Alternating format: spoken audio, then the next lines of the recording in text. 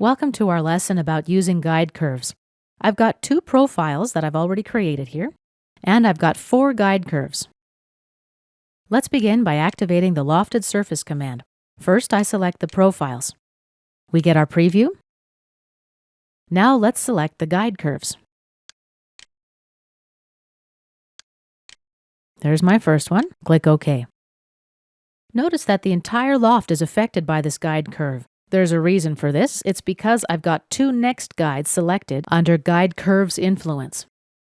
Since we don't have any other guide curves selected, the entire model is selected. Let's try another option now. Let's select to Next Edge instead.